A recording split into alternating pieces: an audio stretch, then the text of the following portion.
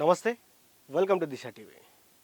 ఈరోజు ACB office ముందు ఎవరైతే మాజీ కాంగ్రెస్ లీడర్ అయినటువంటి బక్కా జడ్సన్ గారు ఒక ప్రెస్ మీట్ పెడతానంటూ కూడా ఆయన రావడం జరిగింది. అసలు వాస్తవానికి ఏసీబీ ఆఫీస్లోకి వెళ్ళి ఒక లెటర్ ఇచ్చేసి, ఎందుకంటే గతంలో జరిగినటువంటి ఏసీబీ రేడ్స్కి నిన్న మొన్న జరిగినటువంటి ఏసీబీ రేడ్స్కి తేడా అయింది. అసలు ఈ రెండు ద్వంద్వ వైఖరి ఎందుకు, వాళ్ళకు ఒక న్యాయం వీళ్ళకు న్యాయం ఎందుకు అంటూ కూడా ఆయన ప్రశ్నించడానికి ఒక లెటర్ ఇవ్వడానికి కూడా ఏసీబీ ఆఫీస్కి రావడం జరిగింది. ఎప్పుడైతే మీడియా వాళ్ళందరూ కూడా ఎవరైతే సోషల్ మీడియాకి సంబంధించినటువంటి వాళ్ళు కావచ్చు, డిజిటల్ మీడియా వాళ్ళందరూ కూడా అక్కడికి రావడం జరిగింది. సో వచ్చినటువంటి తరుణంలో పోలీసులు ఎప్పుడైతే అక్కడికి దిగిరో వస్తున్నాడా అని మమ్మల్ని అడిగారు. సో వస్తున్నారని కూడా మేము చాలా మర్యాదగా సమాధానం చెప్పడం జరిగింది. సో వచ్చిన తర్వాత హుటాహుటిన ఒక నిమిషం కూడా మాట్లాడనివ్వకుండా దాదాపు 30-40 సెకండ్లు జస్ట్ మాట్లాడడం స్టార్ట్ చేసిండు. ఆయన ఎట్లా లిఫ్ట్ చేశారు, ఎందుకంటే తను ఒక ఫిజికల్లీ ఛాలెంజ్డ్ పర్సన్, తను ఎట్లా లిఫ్ట్ చేశారో ఒకసారి వీడియో చూడండి. మీరు ఈ వీడియో చూస్తే అర్థమవుతుంది. అర్థమైందా? ఇవాళ రెండు చట్టాలు నడుస్తున్నాయి అని అనడానికి, అరే ఆగాపా, అరే నేను ఏం చేస్తున్నా ఇప్పుడు, నేను ఏం చేసినా కాదు, నేను ఏం చేసా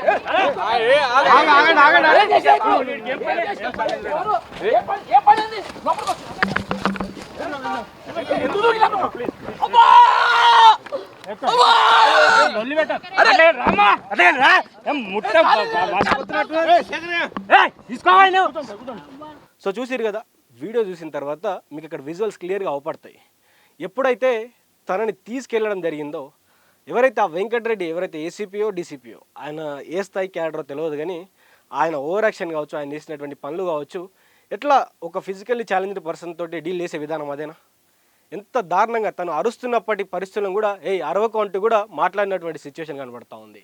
లోపలికి నూకేయడం, తన చేతుల్లో రెండు ఏవైతే స్టాండ్స్ ఉంటాయో ఆ స్టాండ్స్ అన్నీ కూడా కిందనే పడిపోయాయి. స్టాండ్స్ లేకుండా పోలీస్ స్టేషన్కి తీసుకెళ్తా ఉన్నారు, లోపలికి గుంజుకుపోవడం జరిగింది. సో ఇదంతా ఒక మ్యాటర్ అయితే అసలు ఆయన ఎందుకు రావడం జరిగిందంటే, నిజానికి డిఎస్పీ ఎవరైతే భీమిరెడ్డి ఉన్నారో వాళ్ళ ఇంట్లో సోదాలు జరిగినాయి.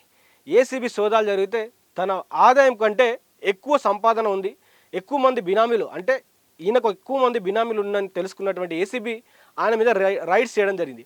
సో రైడ్ చేసినటువంటి తరుణంలో ఒకరేమో 200 కోట్లు అంటారు, ఒక 300 కోట్లు అంటారు. సో 200 నుంచి 300 కోట్లు అనేది ఒక లెక్కకైతే వస్తూ ఉంది.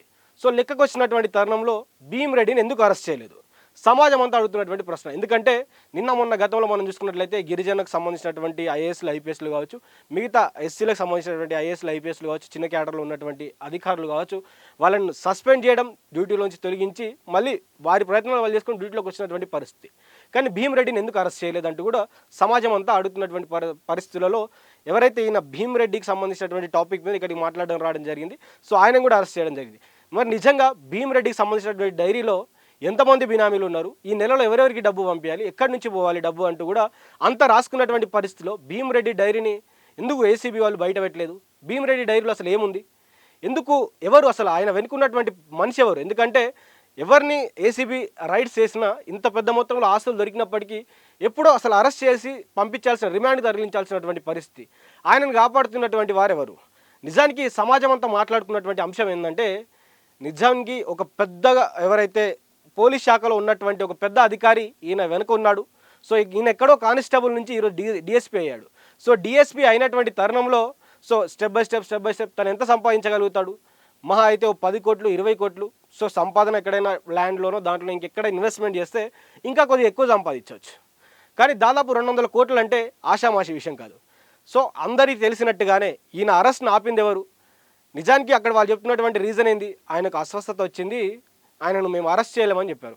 సో అస్వస్థత వస్తే చాలామందికి, సమాజంలో ఉన్నటువంటి నార్మల్ మానవుడికి, ఎవరైతే ఈ వార్తలకు వీటికి సంబంధం లేనటువంటి వ్యక్తికి కూడా ఫస్ట్ ఏం చేస్తారు? హాస్పిటల్కి తీసుకెళ్తారు. కనీసం హాస్పిటల్ కూడా తీసుకువెళ్ళినటువంటి పరిస్థితి. హాస్పిటల్ తీసుకోకుండా ఆయన ఇంట్లోనే ప్రశాంతంగా ఉన్నాడు. భీమిరెడ్డి అరెస్ట్ కాకుండా కాపాడుతున్నటువంటి ఆ పోలీస్ ఆఫీసర్ ఎవరు? సో ప్రశ్నించడానికి వచ్చినటువంటి జర్నలిస్టుల మీద, మిగతా ఎవరైతే సామాజికవేత్తలు ఉన్నారో వారి మీద పోలీసులు ఎందుకు జూలం విధిస్తూ ఉన్నారు? అయితే ఇక్కడ చాలా విషయాలు ఉన్నాయి. భీమిరెడ్డి గురించి ఒక్కొక్కటి తెలుసుకుంటా ఉంటే, ఎవరైతే ఒక సినిమా యాక్టర్కి గతంలో సన్ రైజర్స్ ఇంకో టీంకి మ్యాచ్ జరుగుతున్నప్పుడు ఎవరైతే ముఖ్యమంత్రికి రావాల్సినటువంటి టికెట్ ఆ సినిమా యాక్టర్కి పోవడానికి కూడా కారణం ఈ భీమిరెడ్డి అట. ఈ భీమిరెడ్డి అక్కడ కొంతమంది ఎవరైతే పై అధికారులు ఉన్నారో వారికి బినామీలా ఉండి వారెవరెవరికి ఎక్కడెక్కడ డబ్బులు పంచాలి, ఎవరెవరికి ఏమి ఇవ్వాలి, ఇవన్నీ అంశాలను కూడా భీమిరెడ్డే చూసుకుంటాడంట. అయితే భీమిరెడ్డికి మళ్ళీ ఈయనకో కొత్త బ్యాచ్ ఉంది. ఆయనకు సంబంధించినటువంటి వ్యక్తులు కూడా ఆయనకు కూడా బినాములు ఉన్నారు. సో వారికి సంబంధించినటువంటి ఇళ్లలో కూడా నిన్న ఏసీబీ వాళ్ళు సోదాలు చేసిరు. సో సోదాలు చేసినప్పటికి కూడా అంత పెద్ద మొత్తంలో ఆస్తులు దొరికినప్పుడు మొన్న మురళీనాయక్ దొరికితే మురళీనాయక్ని అరెస్ట్ చేసిరు. మిగతా ఇంకెవరో దొరికితే గతంలో కాళేశ్వరంలో దొరికినప్పుడు ఇంకొకరిని అరెస్ట్ చేశారు. ఇక చిన్న స్థాయి క్యాడర్లో అయితే ఏసీబీ వాళ్ళు రోజుకు 5-6 అయితే పట్టుకుంటూనే ఉన్నారు. వాళ్ళని కూడా డ్యూటీల నుంచి సస్పెండ్ చేస్తూ ఉన్నారు. సో ఇప్పుడు భీమిరెడ్డిని ఎందుకు అరెస్ట్ చేయలేదు, ఎందుకు ఈ ద్వంద్వ వైఖరి అంటే బహుజన కులాలంటే ఒక తీరు, ఈ రెడ్డోళ్ళ కులం అంటే ఒక తీరు అంటూ కూడా చాలామంది ప్రశ్నిస్తున్న పరిస్థితులు అయితే కనిపిస్తూ ఉన్నాయి. సో ఇదే విషయంపై కూడా బక్క జడ్సన్ మాట్లాడడానికి రావడం జరిగింది. సో ఇదే విషయం అడగడానికి వచ్చినప్పుడు ఎందుకు భీమిరెడ్డి డైరీని దాచిపెట్టారు, భీమిరెడ్డి డైరీలో ఎవరు ఆ పెద్ద ఆయన పేరు ఎవరి పేరు ఉంది, ఆయన ముఖ్యమంత్రి రేవంత్ రెడ్డికి ఎందుకు అంత సన్నిహితుడుగా ఉన్నాడు, సన్నిహితుడు అయినందుకే మరి ఏసీబీ అధికారులు పట్టుకున్నటువంటి వ్యక్తిని 200 కోట్లు ఇంట్లో దొరికిందని దాదాపు అన్ని న్యూస్ ఛానల్స్ వచ్చినాయి, వారు కూడా చెప్పడం జరిగింది. మరి ఎందుకు అరెస్ట్ చేయలేదు, మరి ఎప్పుడు అరెస్ట్ చేస్తారు, అరెస్ట్ చేస్తారా లేదా, ఇవన్నీ కూడా ప్రజలకు వాళ్ళు సమాధానం చెప్పాల్సినటువంటి పరిస్థితి. పోలీసులు ఎప్పుడైతే మీడియా పైన కావచ్చు, మిగతా ఎవరైతే మాట్లాడడానికి వచ్చినటువంటి సామాజికవేత్త ఎవరైతే బక్కా జడ్సన్ లాంటి వారు ఉన్నారో ఆయన ఒక ఫిజికల్ ఛాలెంజ్ అనేటువంటి పరిస్థితిలో ఆ పరిస్థితిలో ఉన్నటువంటి వ్యక్తిపై ఆ విధంగా బిహేవ్ చేయడం, అక్కడ ఏసీపీలు ఉన్నారు, డీసీపీలు ఉన్నారు, ఎస్ఐలు ఉన్నారు, మిగతా సిఐలు ఉన్నారు, వాళ్ళు ఆ స్థాయిలో అతన్ని నార్మల్గా తీసుకెళ్ళొచ్చు. అతని ఒంటికి దాదాపు 2-3 మైకులు ఉన్నాయి. సో ఆ మైకులను తీసుకుంటామంటే కూడా మీడియా వాళ్ళని పక్కకు నెట్టేస్తున్నటువంటి పరిస్థితి. సో ఇలాంటి పరిస్థితులలో అంటే ప్రశ్నించొద్దా, ఎవరు మాట్లాడొద్దా బయటకు వచ్చి? మీరు దాదాపు ఒకటి అంటే అందరినీ పట్టుకుంటారు. మీ కులంలో ఉన్నటువంటి పెద్దవాళ్ళు కావచ్చు, మీ కులానికి సంబంధించినటువంటి పెద్ద పెద్ద ఐఏఎస్లు ఐపీఎస్లకు బినామీలుగా ఉన్నటువంటి ఇట్లాంటి డిఎస్పీ భీమిరెడ్డి లాంటి వాళ్ళని మాత్రం పట్టుకోకూడదు. ఎందుకంటే ఆయనను పట్టుకొని విచారిస్తే నిజానికి పెద్ద తలకాయ ఎవరు, ఈయన ఎవరికి సన్నిహితుడు అంటే ముఖ్యమంత్రి రేవంత్ రెడ్డి సన్నిహితుడు, అందరికీ తెలిసిన విషయమే. ఆ అధికారిని ఇంకా ఎందుకు మరి రేవంత్ రెడ్డి ఉంచుకుంటున్నాడో తెలియదు. కానీ ఆ రేవంత్ రెడ్డి పక్కన ఉంటూ ఆ అధికారి ఇప్పటికీ ఏసీబీ మీద ఆయన పట్టు సాధించుకుంటూ ఏసీబీ అధికారులు ఎవరు కూడా ఆ టాపిక్ మీద మాట్లాడకుండా ఏసీబీ అధికారులు మళ్ళీ ఆయన అరెస్ట్ చేయకుండా మిగతా కార్యక్రమాలు అన్నీ నడుస్తూ ఉన్నాయంట.